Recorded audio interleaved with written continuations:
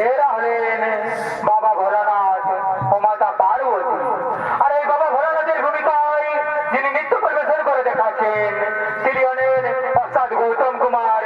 মাতা পার্বতী তার ভূমিতে যিনি নৃত্য পরিবেশন করে দেখাচ্ছেন তিনি হলেন অর্থাৎ ভুবনেশ্বর কুমার।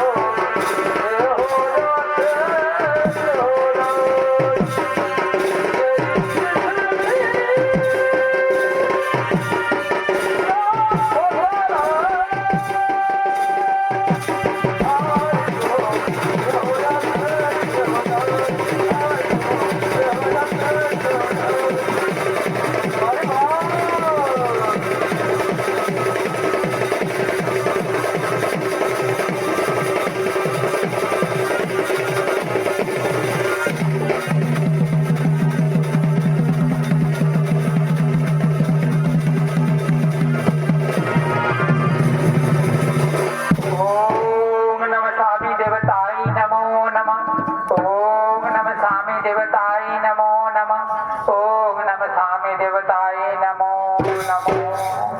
বলো বলো পার্বতী, তোমার মন আজকে তো বিচলিত কেন? বলো, খুলে বলো তোমার মনের কথা। কি বলবো স্বামী, কি বলবো আমার মনের কথা? আমি প্রতিদিন আমার নিদার অবস্থায় দেখি ভ্রমণকে, আমার চোখের সামনে ছবি ভাসে।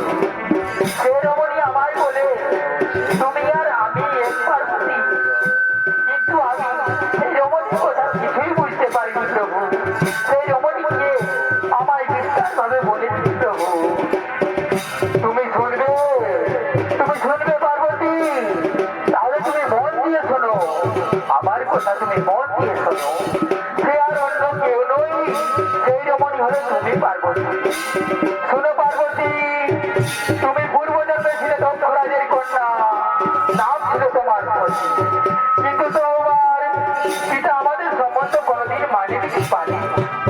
আর একদিন তোমার পিতা এক মহাযজ্ঞের আয়োজন করে, কিন্তু তুমি বিনা নিমন্ত্রণে সেইখানে গিয়েছিলে। আর সেইখানে তোমার পিতা আমার অনেক অপমান করে, আর সেই অপমান তুমি সহ্য করতে না পারায় ওই মহাযজ্ঞের আগুনে দেহ ত্যাগ করো। আর ওই তোমার পুড়িয়ে ফেলা দেহ নিয়ে সারা পৃথিবী পাগলের মতো ঘুরে বেড়ায়। সেই সময় ভগবান বিষ্ণু তার সুদর্শন চক্রের দ্বারা তোমার দেহ খণ্ড খণ্ড করে তৈরি হয় শক্তি। আর সেই শক্তিপীঠ ধ্বংস করার জন্য দৈত্যগুরু শুক্রাচার্য নানান অসুর প্রেরণ করে তাদের সকলকে আমি সংহার করি। কিন্তু তাদের মধ্যে থেকে এক অধিকারী দানবকে আমি বধ করতে পারি। আর সেই অসুর তোমার শক্তিপীঠগুলোকে ধ্বংস